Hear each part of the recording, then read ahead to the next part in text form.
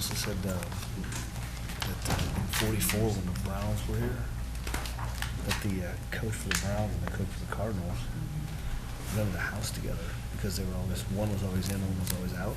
Mm-hmm. They played in the World Series against each other. Oh, my So goodness. the two coaches for the World Championship team were in the same, renting out the same apartment. Isn't that wild? That is wild. Stuff like that is just amazing, like you said, the history. It's neat that he does all that research.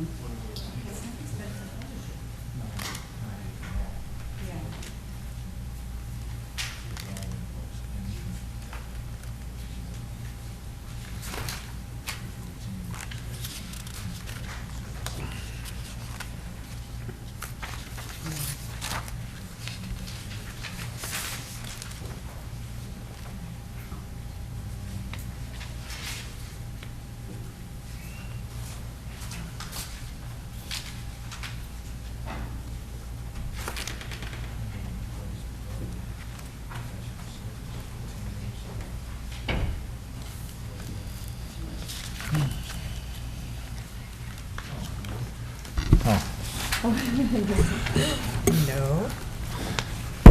Okay, just been informed that we're ready to roll. We're going to start this work session. I'd like to welcome everyone to the St. Charles County Council Work Session, August 4th, 2008.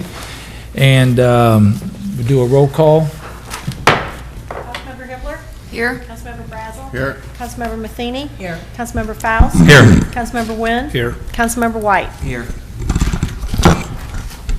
All right, and it should be noted that this is an unusual thing. This is the second time that we've televised a work session, and it may be something that we keep doing in the future, just to keep the staff busy. First item we have is an update on the Heritage Center from Betty Ann Kramer, our Parks Director.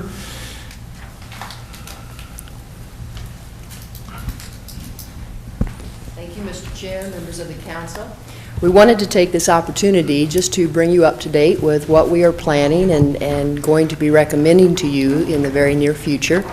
As you're aware, we own the property at Page Avenue and Highway 94 that was formerly called Mr. Cribbin's Restaurant. And in more recent years, it was used as some offices for a number of businesses. What we have had accomplished here was an assessment of the structure, and it's a very unique structure in a sense. The heart of it is an 1830s, what used to be a farmhouse, and in fact, indeed, it's reflected here. This is an original photo on this larger handout that you've received. And as the assessment was done, that structure is rock solid. It is in very good shape, structurally speaking. But we also had done the, what I'll term more the restaurant portion of the building. It's the white frame portion. It was built in the 1970s. And that one was not in such good shape. And I have here today with me Steve Scott, who's representing EDM, who did the assessment and have also done a proposal recommendation for what we can do there in the future for the Heritage Center, as we will be calling this site. The location also is very important because, as you heard the last couple council meetings, we have a major regional trail connector that's coming right by that site, and this will be a trailhead for that Centennial Trail. So we will have public in there not only looking at the heritage importance of the site, but also as trail users as well. So at this time, I would like to ask Steve Scott to come up, and he'll give you just a brief overview of the presentation here, and then, of course, if you have any questions, we'll be happy to answer. Thank you. I'm Steve Scott. As Betty said, after we analyzed the building, our analysis was that the original building is quite sound. The addition is wood frame construction. The siding is in bad shape. The windows are in bad shape. Looking at the structure, We even feel that some of the floor structure for the second floor was inadequate. Obviously, it's been working, but it didn't meet code. The structure also really prohibited us from coming up with a decent plan to lay out that space. The idea was to provide display space for the for historical objects, and they wanted, the Parks Department wanted display space for some larger objects, say a wagon, a carriage, or some large piece of farm equipment. So looking at that, our recommendation, we did a rough estimate on restoring the building, renovating the existing building and the existing 1970 addition, and an estimate of building a new, tearing down the existing frame section and building, adding onto it with the new building. The prices came out almost the same. We are estimating that, as shown in this booklet, we would provide a link to a barn. The barn would be a replica of a contemporary barn of the 1850s, and it would be linked to the main building with what was originally on the building as a summer kitchen, and we tried to replicate that.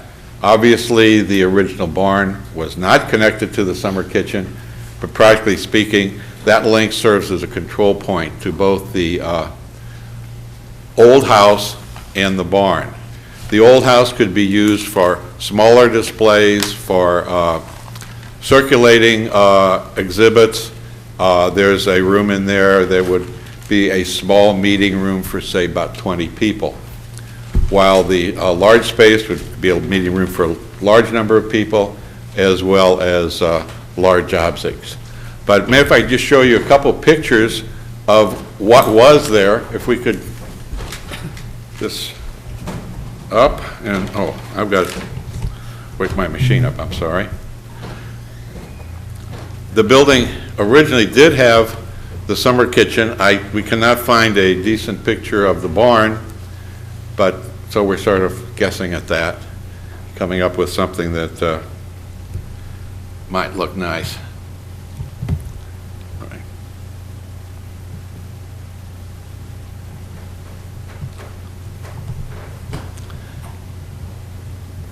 This was the original old drawing of the building when the road was a little further away. And then this is pretty much out where the road is right now.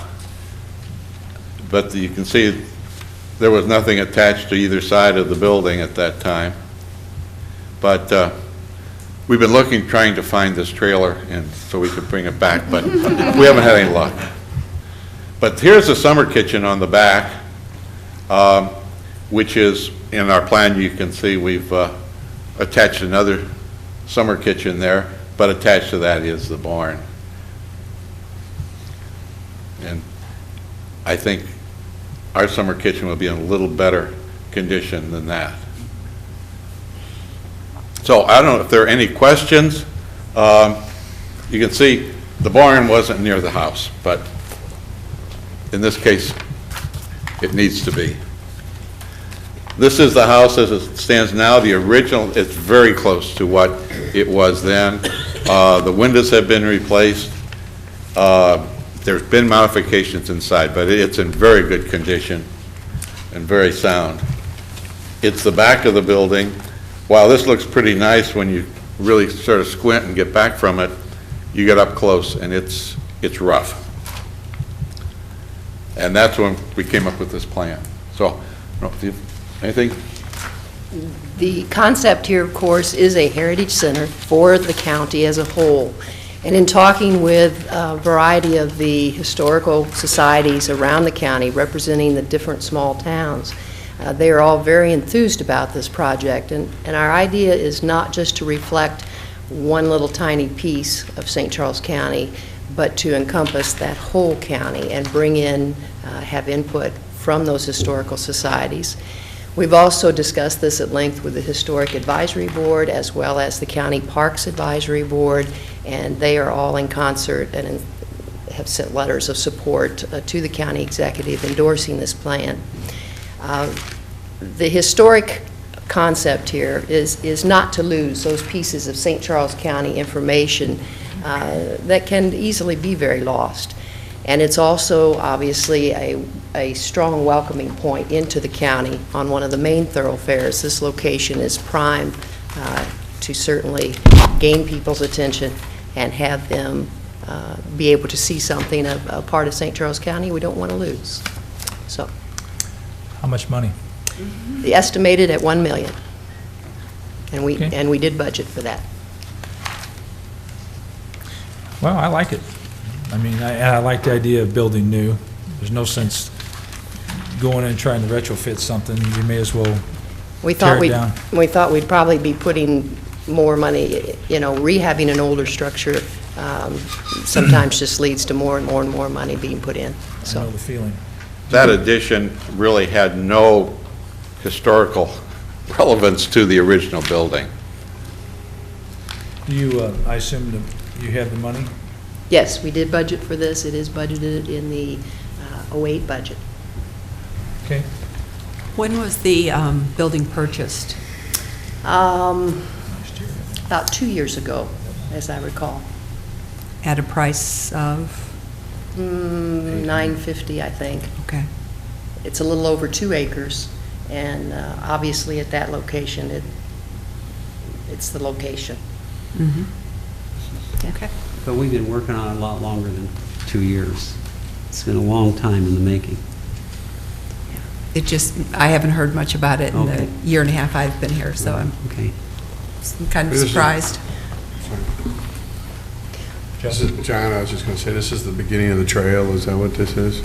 Well, for the time being, it'll be act as a trailhead, and, or people can, and later on, in the second phase of the trail construction, it'll actually cross over Highway 94 and connect up with old Highway 94.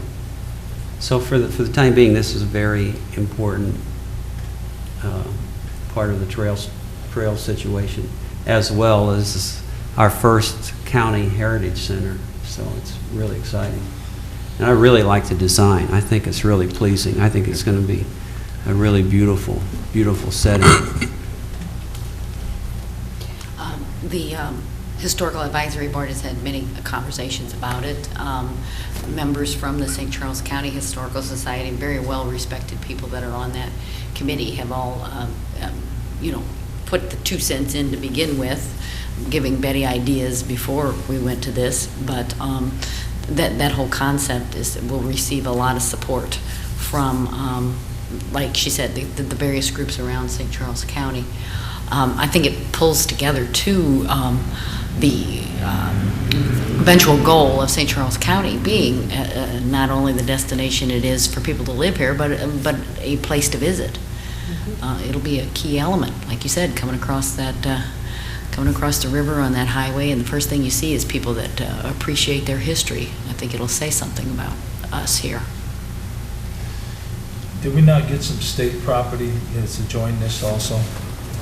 On that right-of-way. Some right away, I thought we were trying. Huh? We have a meeting scheduled to So talk we're about working on that. That's several other acres also, isn't it? 8 acres. Yeah, so that's kind Okay. of, so it adds value to it if we get that from the state too, so. Paul? What's the focus of the history, I guess? Is the focus going to be like the 1800s, or, I think this really looks exciting. Love it. I just curious about, it sounds like you're saying 1800s and sort of when people first settled here, is that? Actually, it will probably, and the hope is to have enough input from, and when I say input, in talking with Wentzville, O'Fallon, Augusta, and the St. Charles Historical Society, to have revolving exhibits on loan from them, and so it could encompass any of those time periods, quite honestly. And we hope to really personalize it somewhat too. A lot of the old family names and farms and such that were here in the county are disappearing. And to have that real personalized element in there that people can come in and maybe even recognize, well, that was our neighbor down the road, kind of thing. We think that it'll lend a little bit more to that museum setting and not be maybe that connotation of history's boring kind of thing. We want to try and make it come alive here. So the historical societies have been very positive, and they're willing to work with us to give us things on loan so that there'll be reason for people to come back, that the exhibits change out. The house itself, that was built in the 1830s, has been changed. We can't afford to really restore it to its 1830s condition. There's been, it has aluminum windows, but they're in good shape. We're not going to replace them with old wood windows. There's carpet on the floor inside. It's in very good shape. We're not tearing the carpet up and going back to, the old wood floors. It's a handsome building. It's old, and it would serve as a place to put in different exhibits from different periods. So we're not recreating the 1830s here. We're making a place where things can be exhibited.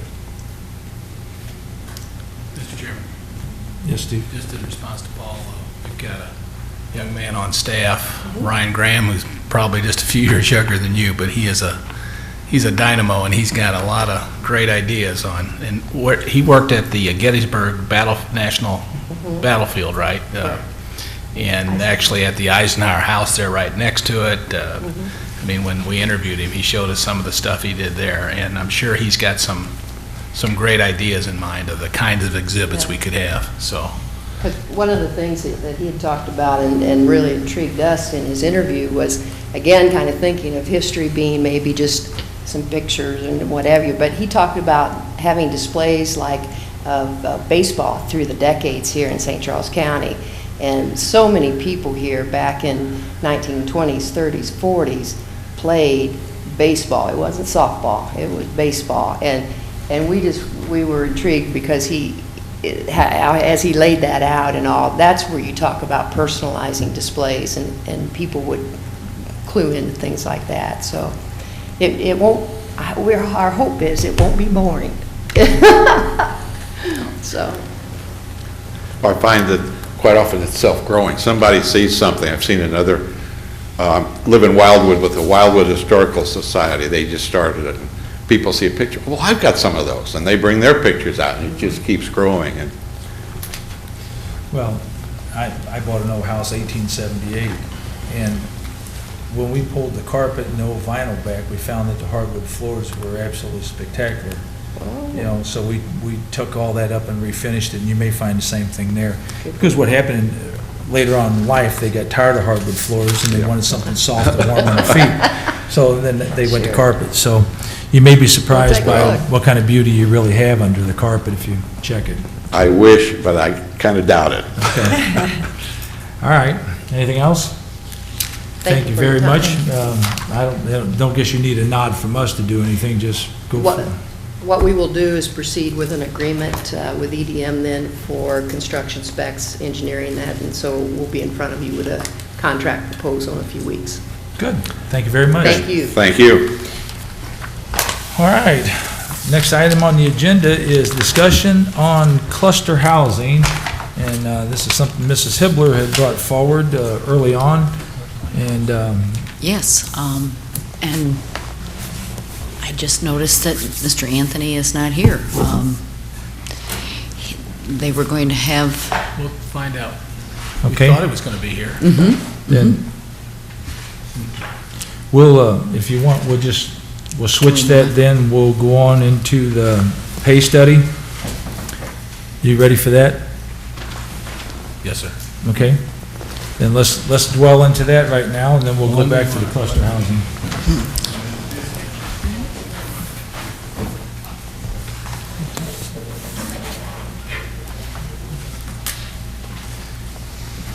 Now, Steve, do you have handouts for the council? I assume they brought those along. Yes, it's actually set up, and we just need to get, there it is. And you have the handouts too. Do you have handouts so they can go through it? If you would, please. Yeah. What we have this evening is CBiz Incorporated. They're here to present the classification and comp study. They've been working diligently on the study, and they're going to do a presentation. We have Ed Rata, the project manager, who's passing out the information, as well as his assistant, Priya, what is her job title? Priya Kapila, and she's the compensation. She's been doing the compensation piece of it. So I think we're ready to go. Handing as fast as I can. You dry your lips off.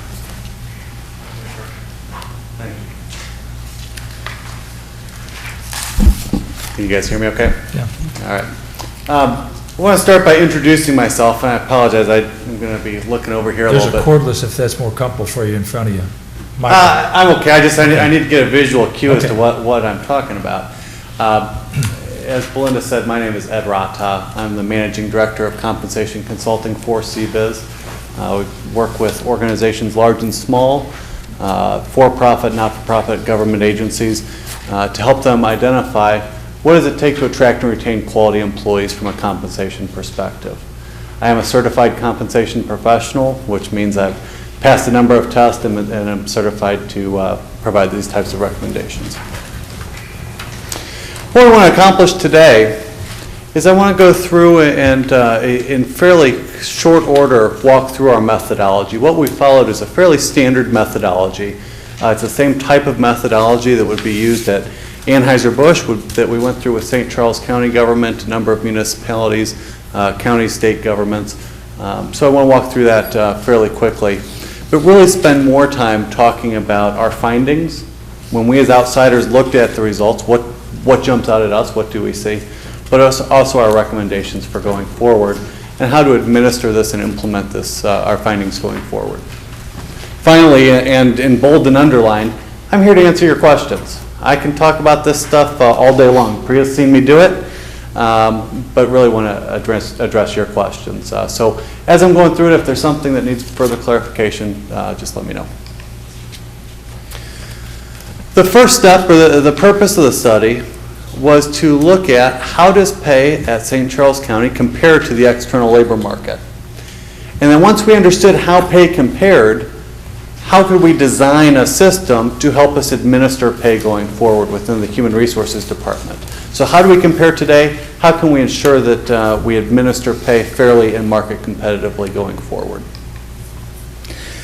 The process had multiple steps to it, and we'll talk about each one of these in just a second. We started with job documentation, understanding what each of the jobs at the county is.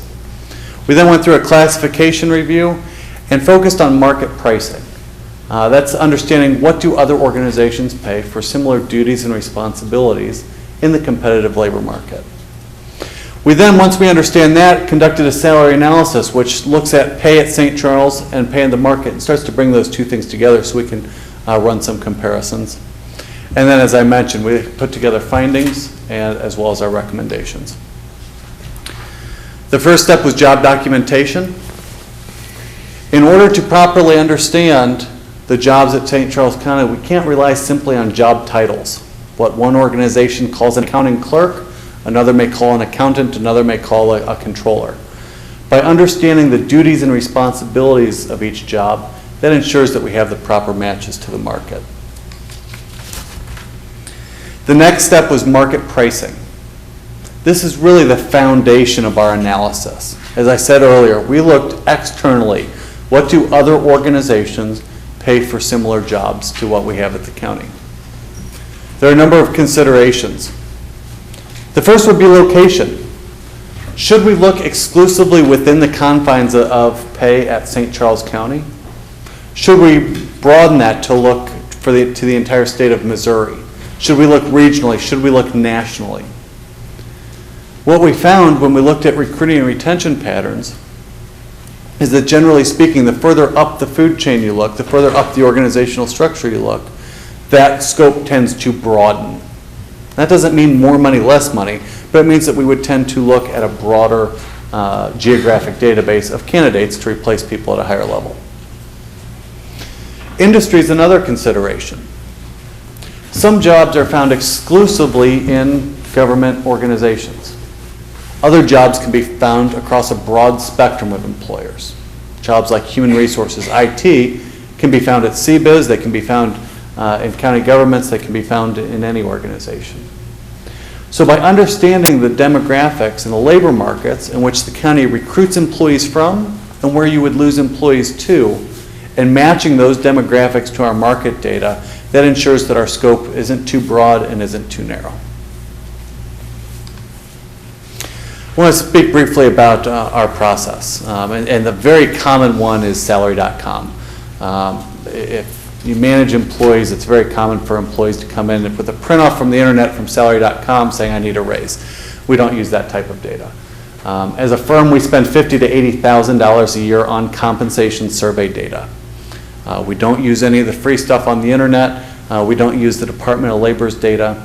The problem with the internet data is it's self-reported.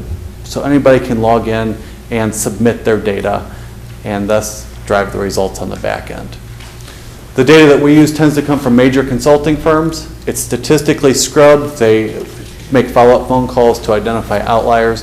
But then we also in our shop identify outliers when we're looking at multiple survey sources.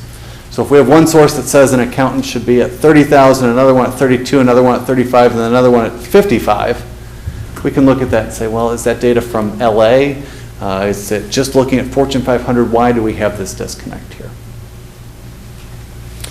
At the end of the day, we're not using free internet data. We're using very reliable data. We also conducted a peer survey. So we sent out a survey to these organizations to say, how much do you pay for these jobs? So Boone County, City of Florissant, City of O'Fallon, you all can see the list. This was a customized survey that was used exclusively for this analysis. And so this allows us to further fine-tune, not just to look at what the published data says, which is very reliable, but this allows us to fine-tune to your specific competitors. From there, we designed salary structures, and I'll talk a little bit about salary structure design. Part of this process and a lot of the discussions revolved around step systems versus open ranges. So I've put together an kind of off-the-cuff list of organizations that I've worked with that have step systems and open ranges. What you'll see is that there's a very strong bias towards open ranges. Part of that's my bias. These are organizations that I've worked with, and I'm a proponent of open ranges and be happy to discuss the pros and cons either way. MSD is the only organization that I've worked with where we've recommended specific steps, and it was a cultural issue. They were used to steps. There was absolutely no desire from anyone from the top of the organization to the bottom of the organization to change that within that salary schedule, and so we recommended that going forward. For the most part, what we find is that open ranges provide a lot more flexibility to employees. They provide a lot more flexibility to administration and the budgeting process because you aren't locked into specific increases. What we designed for the salary structures, I'll start on the right-hand side, the open design range. What we've created is a V-shaped structure. What I mean by that is the left hand of that V would represent the minimums, the right side would be the maximums. So you'll see for lower level positions, they're very close to each other, the minimum and the maximum. That middle represents market competitive pay, or statistically speaking, the median of the market, the point at which half of organizations pay more and half pay less. What we've done at the bottom is we've made sure that we can hire very close to that market competitive rate. Those are jobs that typically are learned very quickly. At the same time, we've capped out those jobs a little bit earlier because the difference between a clerk with 6 years experience versus 30 years experience, there's only so much additional value that that job can bring to the organization. As you move up the organizational chart, the exact opposite is true. somebody may be promoted into a senior leadership role that has no experience in that. They're going to be learning on the job. And we've created that minimum much further away from market competitive pay, because it's not going to be a matter of days or hours or weeks for them to learn that job. It can take years before somebody's fully comfortable. And so that minimum is quite a distance from our market competitive pay level. At the same time, somebody in that senior role that continues to gain knowledge, continues to gain experience, can provide a tremendous amount of additional value to the organization. As a side note, I'd point out that even when you look outside of that philosophical approach to salary structure design, we designed this so that the minimums approximate the 25th percentile of the market, and the maximums approximate the 75th percentile of the market. So our midpoints represent the middle, where half pay more and half pay less, and then we've looked at identifying essentially that middle 50% of the market. We haven't modeled this to be the top payer in all of St. Charles County. We certainly haven't modeled it to be the bottom payer, but we're really pegging the middle of the market. What we did then on the left side when we designed the STEP system and modeled it is we essentially capped that maximum halfway between the 50th and 75th percentiles. The reason for that's really a philosophical one, and the implications are very negligible. In other words, typically in a STEP system, there's zero link between pay and performance. And currently, there's not a link between pay and performance within the open range either. But we've heard some desire to move in that direction, so we've created the ranges so that that's a possibility down the road. Typically, employees that would be paid close to the maximum would achieve that based on some level of high performance. And so within the confines of the STEP system, we've modeled that lower maximum because there's no intention to link that to performance. The real world implications are it only impacts one person. There's only one person in our modeling that would fall above that maximum. So the implications of choosing to go one way or the other are very low. Here's our findings. So that's kind of our analysis. This is the first slide that really compares not just the market data, but incorporates pay at St. Charles County as well. You have to bear with me. I'm partially colorblind. So the pink line, or the magenta line, I've been told, represents market competitive pay. So that's the market plotted against itself. It's a 45-degree line, a pay line. We then, all of those blue dots, the navy blue dots, those represent jobs at St. Charles County. And that's the actual pay at St. Charles County plotted against the market pay for that job. Now, if you think back to your statistics classes, we then plotted the line of best fit, or ran a regression line through the blue lines, and that's the blue line that is underneath the pink line. What we find is that if you look down at the very bottom, it says the R squared is almost 92%.